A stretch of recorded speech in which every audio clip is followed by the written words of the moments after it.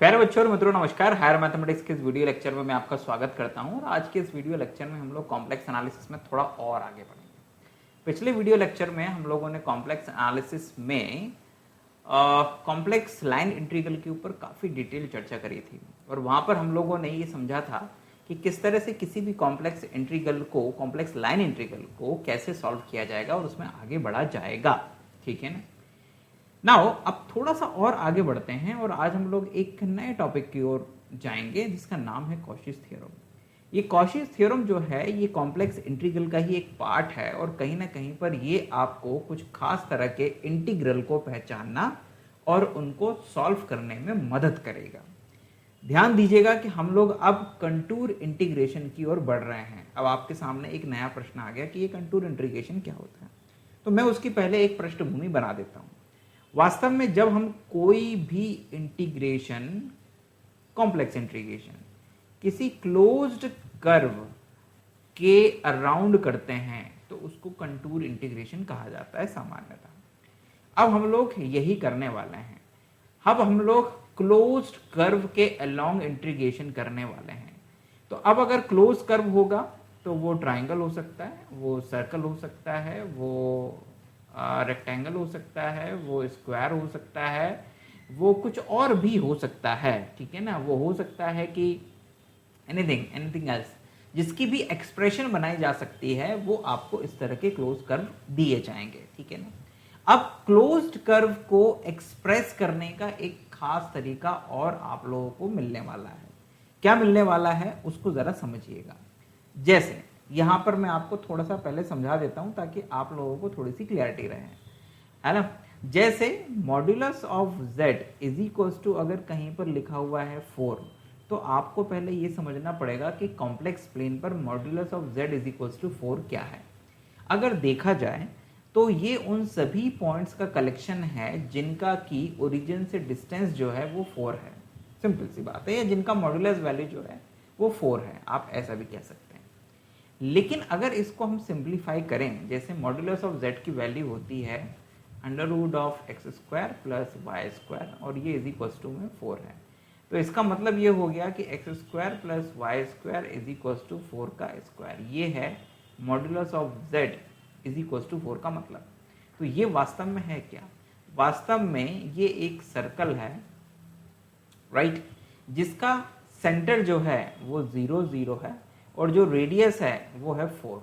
तो ये that kind of क्या है, सर्कल है विद्यार्थियों। तो सर्कल अगर है तो modulus of z is equal to 4 जो है वो एक सर्कल को रिप्रेजेंट करता है जिसका सेंटर जो है वो 0 0 है, 4 और उसकी रेडियस है। तो ये सर्कल को डिनोट करेगा।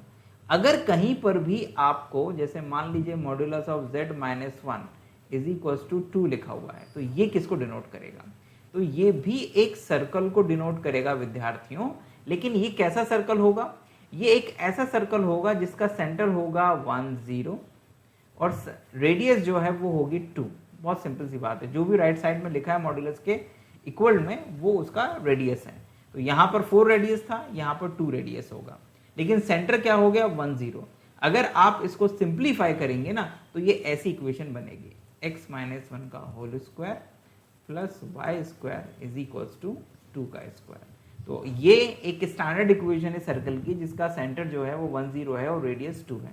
अगर कहीं पर मान लीजिए modulus of z plus 2i is equals to 1 लिखा हुआ है, तो इसका मतलब है ये भी एक क्या है, ये भी एक सर्कल है जिसका सेंटर है 0 माइनस 2 और रेडियस है 1। ये भी एक सर्कल है विद्यार्थियों। ठीक है। तो ये कुछ बेसिक्स थे जो आपके दिमाग में होने चाहिए जब आप कॉम्प्लेक्स इंटीग्रेशन में क्लोज्ड कर्व के अलोंग इंटीग्रेशन करते हैं। तो ये कुछ सामान्य ज्ञान की बातें थी जो आपके लिए आवश्यक थी, वो मैंने आपको बता दी। अब मैं आ जाता हूं अपने मुख्य लक्ष्य की ओर, जो है कॉशीज थ्योरम। क्या होता है कॉशीज थ्योरम, क्या ये आपको समझाता है, किस तरह के क्वेश्चंस में आप इसका प्रयोग करेंगे, ये मैं आपको यहाँ पे समझाने का प्रयास करूंगा। ठीक है, राइट। उसके पहले कॉशीज थ्योरम के पहले एनालिटिक फंक्शन, किसी पॉइंट पर अगर वो एनालिटिक नहीं है तो उस पॉइंट का कंसेप्ट, राइट। ये सारी की सारी चीज़ें जो हैं वो आपको थोड़ा ध्यान में रखनी पड़ेंगी, जो हम लोगों ने पिछली क्लासेस में पढ़ा भी है। मैं अब स्टेटमेंट की ओर आता हूँ कोशिश थ्योरम के। Let F Z be an analytic function. Analytic का मतलब होता है कि उसका यूनिक डेरिवेटिव प्रेजेंट है ना, पॉइंट पर। And let f dash z be continuous at each point within and on a closed curve C. ध्यान दीजिएगा कि एक क्लोज्ड कर्व है, सपोज दैट वो कुछ भी हो सकता है, उस क्लोज्ड कर्व के अंदर जितने पॉइंट्स हैं और उसकी बाउंड्री पर जितने भी पॉइंट्स हैं, उन सभी पॉइंट्स पर एफ जेड जो है वो एनालिटिक है और उसका जो डेरिवेटिव है वो कंटिन्यूअस भी है। आई रिपीट, डेरिवेटिव जो है उसका कंटिन्यूअस भी है। अक्सर क्या होता है कि जो बाउंड्री पॉइंट्स होते हैं उनके ऊपर डिफरेंशियबिलिटी नहीं हो पाती है, लेकिन कंटिन्यूटी आ जाती है, ठीक है ना। तो उसके जो डेरिवेटिव्स हैं वो सब कंटिन्यूअस हैं बाउंड्री पॉइंट्स पर भी, ठीक है ना। देन अगर उस क्लोज्ड कर्व का एफ जेड का आप सी के अलोंग इंटीग्रेशन करेंगे तो वो हमेशा क्या आएगा विद्यार्थियों, जीरो आएगा, ठीक। आई रिपीट, किसी क्लोज्ड कर्व के हर एक पॉइंट पर, उसके अंदर और उसकी बाउंड्री पर अगर कोई भी फंक्शन एफ जेड एनालिटिक है और उसके जो डेरिवेटिव हैं वो भी एग्जिस्ट करते हैं उन सभी पॉइंट्स पर। कंटिन्यूटी का मतलब होता है पॉइंट्स का एग्जिस्ट करना, मतलब डेरिवेटिव के पॉइंट्स का एग्जिस्ट करना, ठीक है ना। तो उस केस में उस एफ जेड फंक्शन का जो इंटीग्रेशन है सी के अलोंग वो जीरो होगा, ठीक। अब पहले मैं इस थ्योरम को प्रूव कर देता हूं और फिर इसके कुछ क्वेश्चंस आपको समझाने की कोशिश करूंगा एग्जाम्पल की मदद से, है ना, ताकि इस थ्योरम को आप अप्लाई करना सीख जाएं, ठीक है। So the theorem is, proof देखते हैं।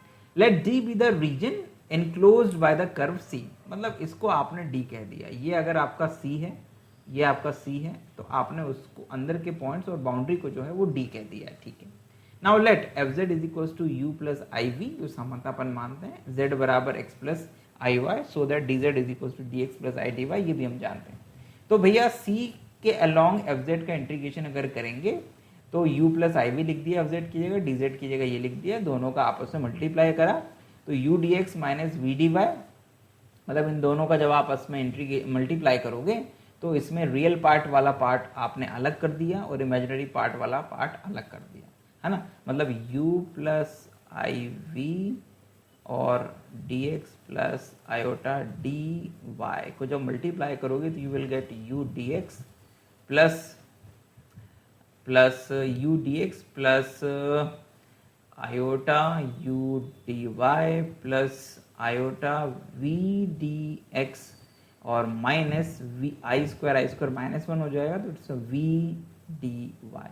तो ये रियल पार्ट हो गया, ये इमेजिनरी पार्ट हो गया, आई कॉमन लेके और दोनों पर ही सी को अलग कर दिया, तो ये आपके सामने स्थिति बन गई है। अब ध्यान दीजिएगा, इसको इक्वेशन नंबर 1 दे दीजिए यहाँ तक, ठीक है। तो आपके पास में दो इंटीग्रेशन है, ध्यान दीजिएगा, और दोनों ही क्लोज कर्व के अलोंग है, ठीक। Now we have F dash Z का मतलब होता है del you by del X plus iota del we by del X, ये एफ डैश जेड की वैल्यू अपन ने निकाली है। अब इसको अगर u के रूप में ही एक्सप्रेस कर दें तो del v by del X की जगह पर हम लोग minus del u by del Y लिख सकते हैं, लिख दिया हमने बाय सी आर इक्वेशन, कोई दिक्कत नहीं है। Since F dash Z is continuous, ये लेफ्ट हैंड साइड वाली जो चीज है वो कंटिन्यूअस है इन द रीजन डी, तो therefore all the partial derivatives, ये जो del u by del X, del u by del Y, del v by del X, del v by del Y exist, ये exist भी करेंगे और continuous भी होंगे in the region D. Thus, the condition of Green's theorem are satisfied, and so from 1 we get, ठीक है ना। ध्यान दीजिएगा कि ये सारी की सारी चीजें क्या कह रही हैं। एक ग्रीन थ्योरम होता है, क्या होता है, एक ग्रीन थ्योरम होता है। वो ग्रीन थ्योरम ये कहता है कि भाई अगर आपके पास में P और Q दो फंक्शन है, जो कि P और Q दो फंक्शन है जो कि किसी क्लोज्ड कर्व, जो कि किसी क्लोज्ड कर्व के प्रत्येक पॉइंट पर कंटिन्यूअस भी हैं और डिफरेंशिएबल भी हैं, ठीक है ना। कंटिन्यूअस भी और डिफरेंशिएबल भी, अगर डिफरेंशिएबल हैं तो उसके डेरिवेटिव्स जो हैं वो कंटिन्यूअस होंगे ही होंगे, ठीक है। तो ऐसी स्थिति में उस क्लोज्ड कर्व के अलोंग अगर आप P D x plus Q D Y की वैल्यू निकालने के लिए जाएंगे तो this is equals to surface integration इस, ये पूरी सी है बच्चों, है ना, ये वाला जो सी है ना क्लोज्ड कर्व, ये सी है, और उसके अंदर का जो पूरा एरिया है दैट इज वो एक सरफेस क्रिएट करता है। तो इन दोनों से मिलकर ये पूरा का पूरा एक एस सरफेस क्रिएट करता है। तो ग्रीन्स थ्योरम ये कहती है कि integration line integration along C P D x plus Q D Y की वैल्यू होती है del Q by del x minus del P by del Y D x D Y. ये होती है किसकी वैल्यू? ये होती है लेफ्ट हैंड साइड जो कि एक लाइन इंटीग्रेशन था उसकी value in terms of surface integration. लेकिन सरफेस इंटीग्रेशन में आप पी और क्यू के डेरिवेटिव्स यूज कर रहे हो, ठीक है ना। यानी एक लाइन इंटीग्रेशन एक सरफेस इंटीग्रेशन में कन्वर्ट हो रहा है, लेकिन शर्त यह है कि पी और क्यू ऐसे फंक्शंस होने चाहिए जो कि क्या हो, कंटिन्यूअस हो, डिफरेंशिएबल हो, है ना। तो P और Q यहां पर फंक्शन है। अब इसकी बात करिए, जहां पर मैंने ये पहले नंबर की चीज लिखी है इसकी बात करिए। तो U और V भी क्या है? एनालिटिक फंक्शन के पार्ट हैं, और एनालिटिक फंक्शन का मतलब है एक कंटिन्यूअस डिफरेंशिएबल फंक्शन, है ना। तो इसका मतलब ये वाली जो कंडीशन है वो इस 1 के ऊपर अप्लाई की जा सकती है ग्रीन्स थ्योरम की। तो जब 1 के ऊपर आप कंडीशन अप्लाई करोगे तो 1 के लिए क्या बनेगा?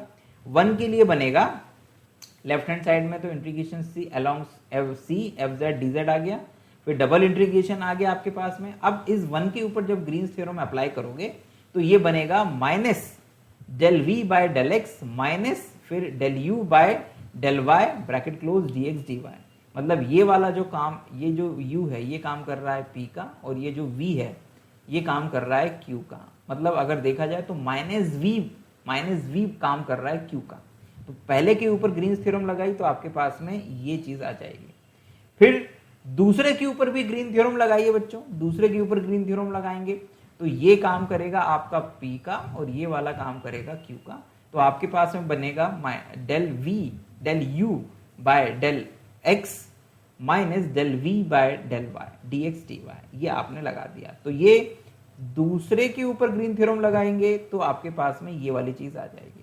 अब जरा ध्यान दीजिएगा, अब क्योंकि fz जो है वो एक एनालिटिक फंक्शन है और u और v जो है वो CR इक्वेशन को सेटिस्फाई करेंगे, तो आप डेल माइनस सॉरी ये जो आपने लिख रखा है ना, कौन सा पहला वाला जो पार्ट है, यस ये ठीक है, ये वाला तो ठीक है। यहाँ पर ये v था बच्चों, ये v है ना, u नहीं है।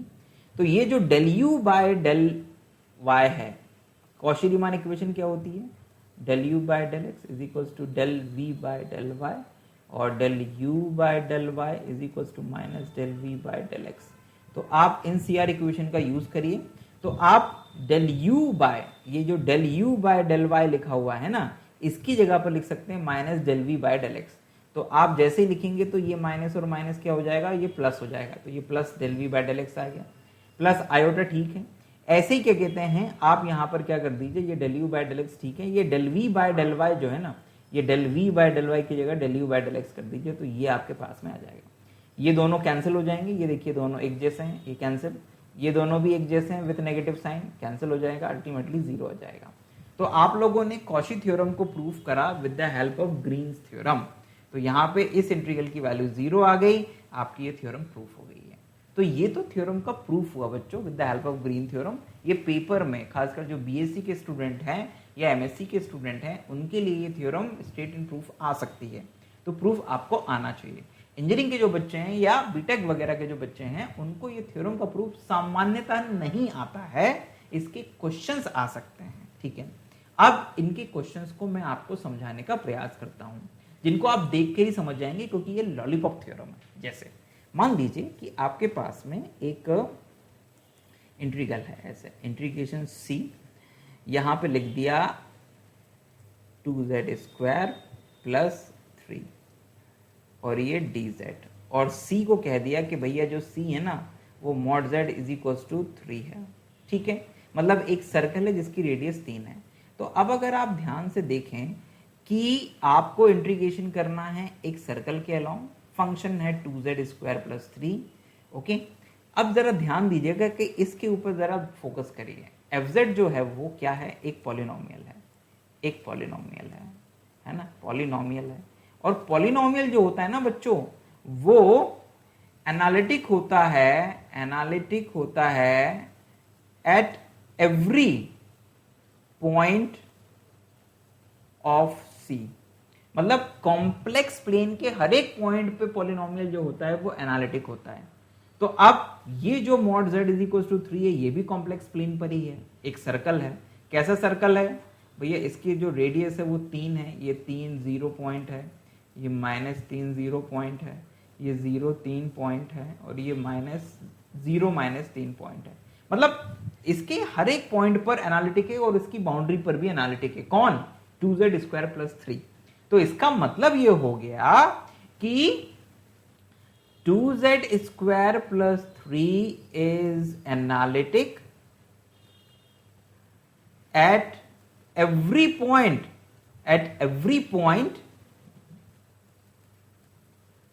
of C मतलब mod z is equals to 3. So therefore by Cauchy's theorem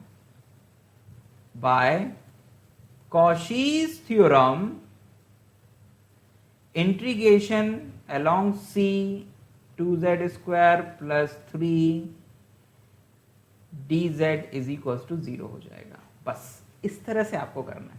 मतलब आपको उस सर्कल को आइडेंटिफाई करना है, फंक्शन को देखना है कि क्या कोई उसका पॉइंट ऐसा है, मतलब कोई पॉइंट ऐसा तो नहीं है जो उस पर्टिकुलर सी के अंदर या उसकी बाउंड्री पर आ रहा हो और उसके ऊपर फंक्शन एनालिटिक ना हो।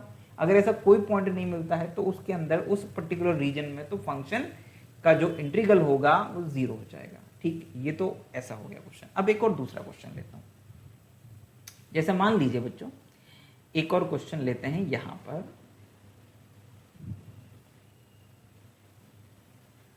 हाँ, ये वाला कलर ले लेते हैं, है ना। जैसे एक क्वेश्चन में लेता हूं यहां पर। मान लीजिए कि आपके पास में एक इंटीग्रेशन है, इंटीग्रेशन सी z अपॉन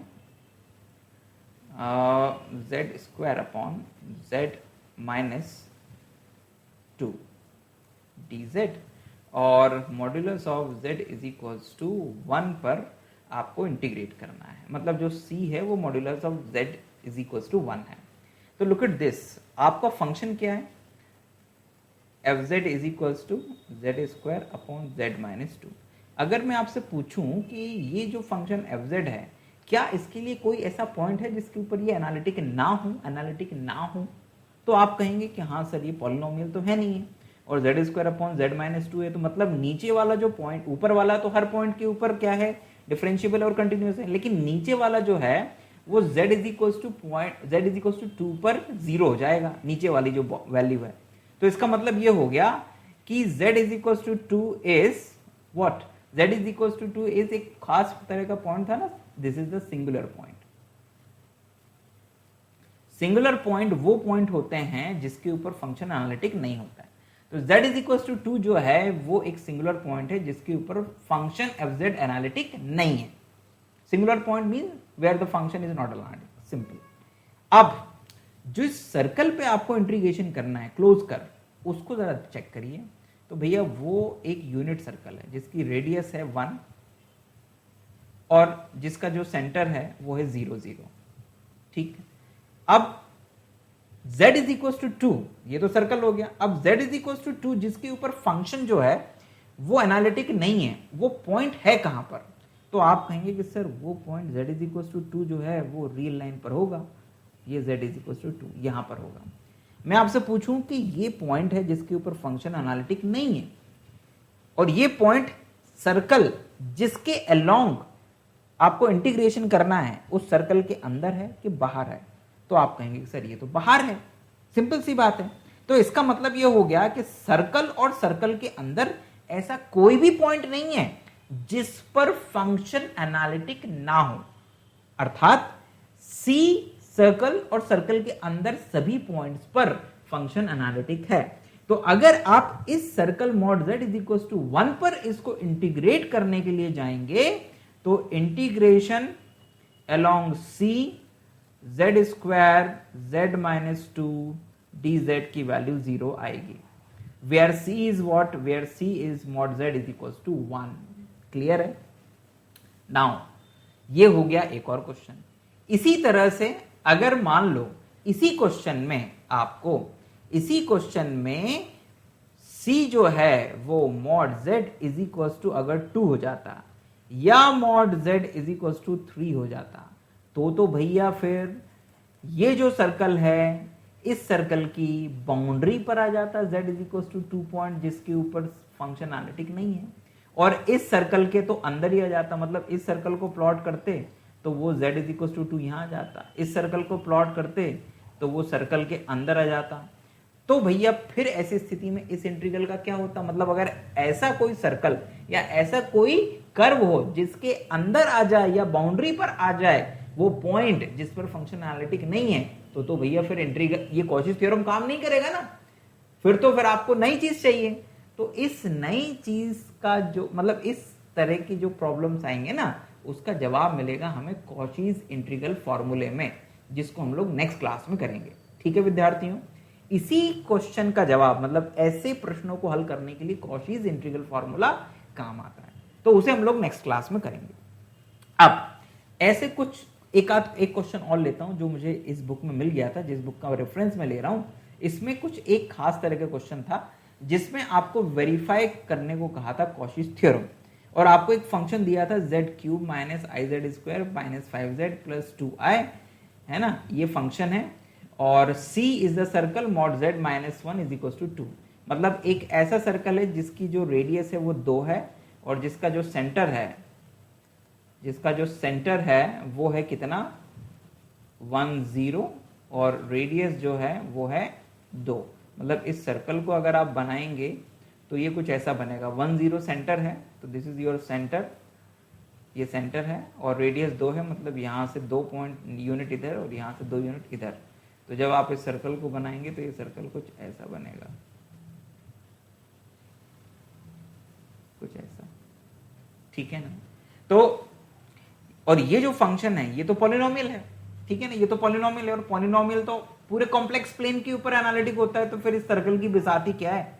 तो इसका मतलब ये हो गया कि इस पॉलिनोमियल को अगर आप इंटीग्रेट करते हैं सी के अलोंग, तो भैया जो इंटीग्रल की वैल्यू है Z cube minus i z square minus 5z plus 2i D Z, इसकी वैल्यू कितनी आने वाली है? 0 आने वाली है। ठीक, ये बाय कॉचीज थ्योरम। लेकिन उसने वेरीफाई करने को कहा है, तो फिर आपको इसे प्रूफ करना पड़ेगा। प्रूफ मतलब पूरा इंटीग्रेशन सॉल्व करना पड़ेगा। तो उसे सॉल्व करने के लिए बहुत सिंपल सा तरीका इन्होंने अपनाया है। क्या अपनाया है कि भैया इन्होंने क्या करा कि सबसे पहले z minus 1 is equal to 2 exponential i theta लिया, where theta lies between 0 to 2π। अब अगर mod z minus 1 is equal to 2 exponential i theta लेते हैं, तो जब उसको मॉड्यूलस करेंगे तो वो 2 आ जाएगा। क्यों आ जाएगा? क्योंकि मॉड्यूलस एक्सपोनेंशियल आई थीटा की जो वैल्यू होती है वो 1 होती है हमेशा। क्या होती है? 1 होती है। So you can do that. चलो भैया ठीक है सर, आपने ये कह दिया, तो इसका मतलब ये हो गया कि z इज इक्वल टू हम 1 plus 2 exponential iota i theta ले सकते हैं। ये भी सही है। D Z is equal to ये आ जाएगा। तो इंटीग्रल अलोंग सी एफ जेड डी जेड की वैल्यू ये आपने z एफ जेड की वैल्यू लिख दी। अब आपने जहां जहां z था, जहां जहां आपने z को 1 प्लस 2 एक्सपोनेंशियल आयोटा थीटा माना था, वो रख दिया, ये रख दिया, ये रख दिया, ये रख दिया, ये एज इट इज रहने दिया। ठीक है ना? बहुत अच्छी बात है। अभी क्या करना है, और dz की value 2i exponential iota theta ये आपने रख दिया। अभी यहाँ पर a प्लस बी का होल क्यूब लगाया, यहाँ पे a प्लस बी का होल स्क्वायर लगाया, यहाँ पे कुछ नहीं लगाया, सिंप्लीफाई करा, तो आपके सामने ये वाली स्थिति बन जाएंगी बच्चों, ये वाली स्थिति, और इसका आपने मल्टीप्लाई भी कर दिया है। ठीक, तो 2i को तो बाहर कर दिया, एक्सपोनेंशियल आई थीटा का मल्टीप्लाई कर दिया, तो you will get this one. जब आप इसको इंटीग्रेट करेंगे with respect to what? Theta, तो आपके पास में अल्टीमेटली 0 आ जाएगा। अब ये क्रॉस चेक करने के लिए मैं आपको होमवर्क दे देता हूं कि भैया आपको इंटीग्रेट करना है। जैसे इसको इंटीग्रेट करोगे थीटा के रिस्पेक्ट में, तो आएगा exponential 4i theta divide by 4i। इसको इंटीग्रेट करोगे तो आएगा exponential 3i theta upon 3i। इसको इंटीग्रेट करोगे तो exponential 2i theta divide by 2i, और इसको करोगे तो exponential i theta divide by iota, ऐसे आएगा। फिर उसको सिंप्लीफाई करोगे तो यू विल गेट ऑलवेज 0। लेकिन उसने ये ना करके एक कॉन्सेप्ट लगा दिया है कि भैया अगर आप 0 से 2 पाए में exponential i r theta, r की जगह आप कुछ भी लिख दो, 1 लिख दो, 2 लिख दो, 3 लिख दो, अगर उसको आप इंटीग्रेट कर रहे हो और r 0 नहीं है तो ऐसी स्थिति में इस इंटीग्रल की वैल्यू हमेशा 0 आती है। अब देखो यहां पर r का काम 4 कर रहा है, यहां पे 3 कर रहा है, यहां पे 2 कर रहा है, यहां पे 1 कर रहा है, तो इसका मतलब r कहीं पे भी 0 नहीं है, तो मतलब इन सभी इंटीग्रल्स की वैल्यू 0 हो जाएगी, तो इन सब का सम भी क्या हो जाएगा, 0 हो जाएगा। तो अल्टीमेटली इसकी वैल्यू 0 आ गई, इंटीग्रल की आपकी कॉशीज थ्योरम जो है वो वेरीफाई हो गई। मतलब दो तरीके हैं, चाहो तो इस कॉन्सेप्ट को यूज कर लो और चाहो तो खुद से इंटीग्रेट कर लो। ये मैं आपको होमवर्क के तौर पे दे देता हूं कि आप इसको क्रॉस चेक कर लेना एक बार, ठीक है विद्यार्थी। सो उम्मीद करता हूं कि ये जो कॉशीज थ्योरम का कंसेप्ट है ये आपको क्लियर हुआ होगा, और कब किसी फंक्शन का किसी क्लोज्ड कर्व के अलोंग इंटीग्रेशन 0 होता है इसको आप भली भांति समझ गए होंगे, ठीक है। बस ये ध्यान रखना है, उस फंक्शन की बनावट का ध्यान रखना है, और ये सोच समझ के आपको आइडेंटिफाई करना है कि उस फंक्शन के लिए कोई ऐसा बिंदु तो नहीं है जिसके ऊपर फंक्शन नॉट डिफाइन हो रहा हो, नॉट एनालिटिक हो रहा हो, और अगर है तो वो पॉइंट की पोजीशन सी के रिस्पेक्ट में, जिस क्लोज कर्व के अलोंग आप इंटीग्रेशन कर रहे हैं उसके रिस्पेक्ट में क्या है उसकी पोजीशन। अगर आप वो पोजीशन आइडेंटिफाई कर लेंगे तो आपका आधा काम हो गया। अगर वो उस कर्व के बाहर है तो इंटीग्रेशन की वैल्यू 0 हो जाएगी, और अगर अंदर है तो 0 नहीं होगी, कुछ ना कुछ होगी, लेकिन उसका जवाब हमें नेक्स्ट क्लास में मिलेगा, ठीक है। तो उम्मीद करता हूं विद्यार्थियों की पूरी की पूरी क्लास आपके लिए लाभदायक रही होगी और आपने यहां से बहुत कुछ सीखा होगा। हम जल्दी नेक्स्ट वीडियो लेक्चर में फिर आपके सामने उपस्थित होंगे। तब तक अपना ध्यान रखिए, खुश रहिए, खूब सारी पढ़ाई करिए, अपने माता पिता का सम्मान करिए और बड़ों को अच्छी अच्छी चीजें सिखाइए जो आपको लगता है कि उनको सीखना चाहिए, ठीक है ना। राष्ट्र के लिए हमेशा अच्छा सोचिए, क्योंकि राष्ट्र से ही आप हैं और आप ही इस राष्ट्र को आगे बढ़ाएंगे। तो जितना अच्छा करेंगे, जितना अच्छा सोचेंगे, उतना राष्ट्र का भला होगा, आप भी खुश रहेंगे, राष्ट्र भी संपन्न होगा। अपना ध्यान रखिए, खुश रहिए। जय हिंद, वंदे मातरम।